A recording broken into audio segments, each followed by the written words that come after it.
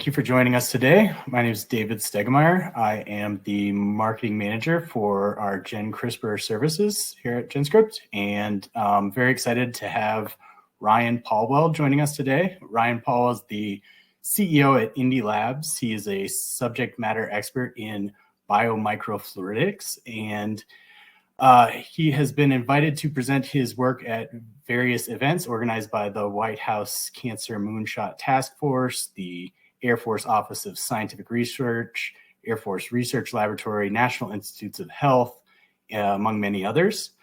Ryan's been very successful developing Hydropore technology with various forms of support from SOSV, Indee Bio, Y Combinator, and among many others. And he was named as a 2022 top 101 biotech CEO in California by Best Startup. Outside of Indee Labs, Ryan mentors, advises, and invests in early stage deep tech startups when he's not out surfing, snowboarding, or traveling. So thank you for joining us today, Ryan. All right. Yeah, no, thank you very much for the opportunity. I really appreciate it. My name is Ryan Pawell. I'm the founder and CEO of Indee Labs. And at Indee Labs, we are developing Hydropore, or instruments for more effective engineered cell therapies. Most people here will already be familiar with this. Engineered cell therapies are important because they can be much more effective than traditional approaches. And then right now, when people make engineered cell therapies, they really have a hard time doing it because the two kind of main means for doing so are viral transduction and electroporation. Viral transduction is kind of slow and expensive, and then electroporation is impractical. It adversely affects the cell state. So despite having all that amazing data already, these engineered cell therapies are held back by their manufacturing methods. That's where Hydropore comes into play. It's a simple shoebox-sized instrument that can simply, effectively, gently, and affordably process cells, allowing them to be engineered. We can do with a single device, you'll see about 55 in this device plate right here. It's about 5 by 10 millimeters. It can process between 1 and 100 million cells. We get a much higher yield of our engineered cells. It's gentle, and eventually we believe healthier cells will lead to better patient outcomes. And then on top of that, we have really low reagent consumption. So, people will use, 10 to 50 times more mRNA than our unit to get similar outcomes. So what we're mainly focused on at Indee Labs is applying Hydropore to autoimmune therapeutics and cancer therapeutics with our collaborators. And we do that primarily with T cells. However, we have done a bunch of different cell types. But T cells are a very democratic cell type, and then regulatory T cells that can help with autoimmune therapeutics are a little bit more specialized. So that allows us to demonstrate our platform is great for rare cell types and your more democratic cell types. You're probably wondering how Hydropore works. So it's super simple. Inside these tiny little devices are even smaller posts. And then we space them about twice the size of the average cell diameter. And we flow cells past there at about 10 or 20 meters a second, so almost freeway speed. And what that does is it creates these vortices downstream of the posts, and it causes pressure changes and hydrodynamic conditions that permeabilize the cell membrane. So think of yourself at the beach, a wave crashes on you and you feel those fluid forces on your body. We're doing exactly that to the cells in the microscale, and then we're gently porating their membrane, allowing for delivery.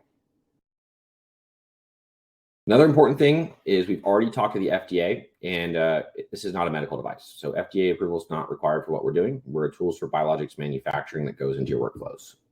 But because we are conscientious of where we want our instrument to be used, we have developed our instrument in what we call a regulatory ready manner. Everything is ISO 13485 compliant designed, medical grade compressed nitrogen is used, and we use USP class 6 materials across the board. So it's done pretty well. We are in a crowded space, but we do believe that Hydropore is the best product. We have shown that we have improved function of our cells. We have shown that we have reduced reagent consumption relative to our competitors. We have a very small footprint, things the size of a shoebox, and it's super simple to use. I just installed one at a university in Charleston the other day, and it took us less than an hour.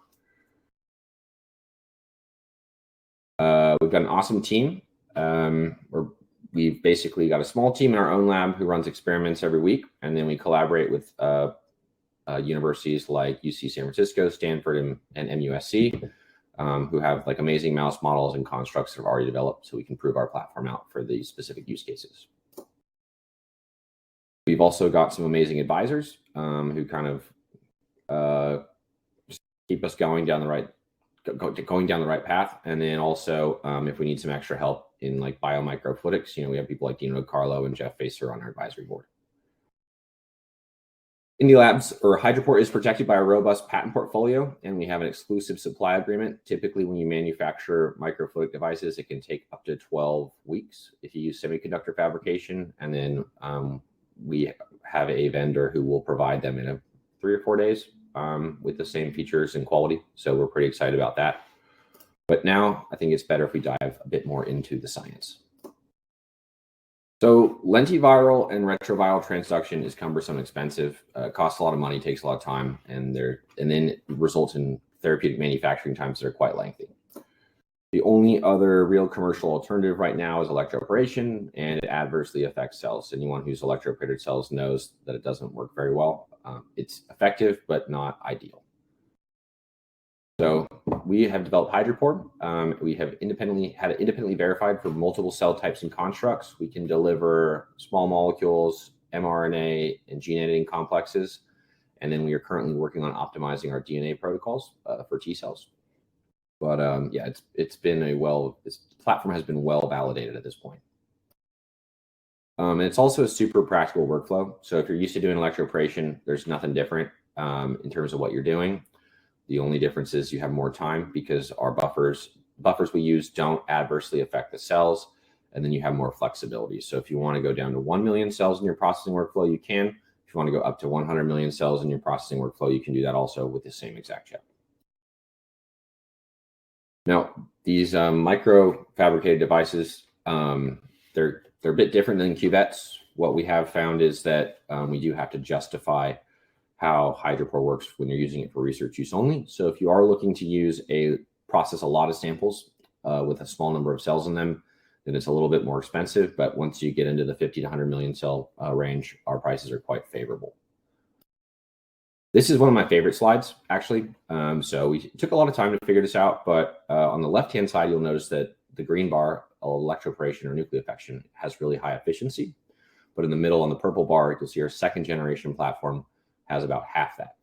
But what you'll realize here in the middle plot is that the purple line is above the green line, which means that our cells within 1 week proliferate much better, and you end up with a higher yield of edited cells despite a lower efficiency. And the reason for that is here on the right. So if you dig in deep and you really want to look at what's going on after electroporation, you'll notice that the cells have very, very low viability within 1 to 3 hours after transfection.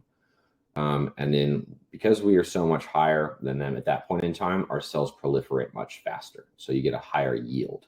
So a lot of people wonder about efficiency, and they measure their day 4 viabilities. But if you really dig into it, then you want this really high initial cell viability, so you have that higher yield over time. We've also done multi-donor studies. So this is a 5-donor study looking at the differences in TCR knockout efficiency. It was a big experiment, so I do believe the scientists got a little bit tired during donor 1. But for the most part, we seem to be about between 45 and 60% knockout efficiency for TCR, and then we're obviously actively working towards improving that. What we've also done is knock-ins, so using AAV or adeno-associated virus, and we see the similar thing, a higher yield, or about a 1.7x increase in CAR T cells after RNP and AAV delivery for an EGFR-T and CD19 insertion. You can also play around with the numbers a bit. So on the left, we did single and 2-step modifications with AAV. So basically you mix everything in one Eppendorf tube and you flush it through a device, which is great for more of a manufacturing level thing. But if you're doing R&D and you want to minimize your AAV consumption, then you want to do 2-step where you add in the AAV about half an hour afterwards, and you see the same efficiency.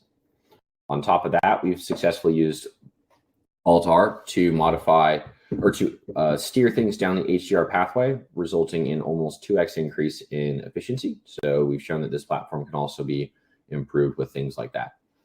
And then nobody wants to use lots of virus, so we've titrated things down, and you don't really see a huge change in the difference in your editing or knock-in efficiencies when you use 4-fold less MOI than standard protocols. So that was a pretty fun experiment. We can reduce the amount of virus, increase your efficiency, and you can use it for research or manufacturing with a simple workflow. Now, the most important thing here is function, right? At the end of the day, if you use a platform for manufacturing therapeutics, like we're hoping to do, then you want your patients to live longer with better outcomes. And so we need to study the function of the CAR T cell killing. And we have a great collaboration with the spin out from MD Anderson that does this in a really cool way.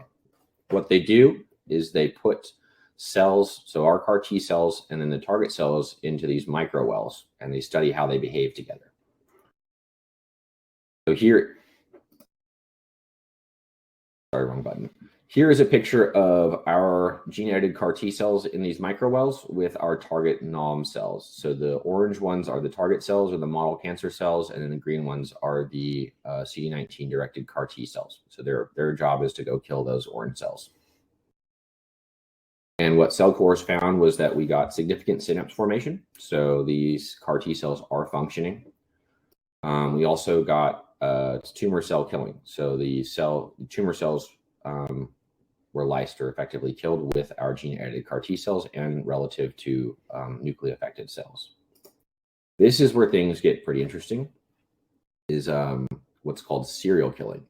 It's when a CAR T cell goes and kills one target cell and then goes and kills another. So sometimes when a cell will go kill one target cell, it might get, it's called activation-induced death. It'll basically, it takes more of like a martyr or a kamikaze approach, kills a cell, and then it's done. But what you ultimately want is one of these CAR T cells to go in and kill lots of target cells. So this is my favorite part of the study.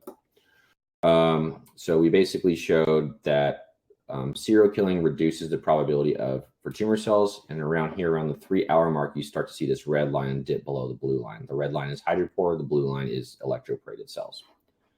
And that's for when there's one effector cell and multiple target cells. But what's even more interesting is that we get what's called reduced activation-induced cell death for hydropore CAR T cells. So when there's a 1-to-1, just one target cell and one effector cell in these wells, then we see a bit of a difference between the killing, but within 6 hours. But then on the right-hand side here, you see when there's multiple target cells in each well, we see a significantly improved difference in cell killing. And that's within 6 hours, which is the limit of this assay. You know, there's literature out there showing people are living for 10 years. So a hint of data at this point in time is pretty exciting for us, which means we are working on improving our workflows by reducing the time frame required to manufacture these CAR T cells in the lab. And because we have that really high cell viability and really good proliferation, we can shave that down by about 4 days. And we've compared this to Yescarta, this manufacturing time frame based on their peer-reviewed publications, and we believe we could significantly reduce the time frame to manufacture these in these manners. So on top of that, we're also working towards multiplex gene editing in a sequential manner to minimize translocations. So because we have that really high cell viability, we can come back, you know, within 24 hours and do after our first round of gene editing, and then do a second one. That work is in progress, so you don't see any data there, but we should have it soon. Another one of my favorite data sets is this one. Basically, we're working with the NIH and Stanford on regulatory T cells for graft-versus-host disease, and relative to electroporation technology, they were able to show almost 100% CAR expression efficiency, but they did work with about, I think it was 95% viability, and they were able to use about 3.8x less mRNA than their standard protocols. So we're in the process of evaluating the function of these regulatory T cells the same way we've had to do with the CAR T cells, and we look forward to showing that data at our next presentation.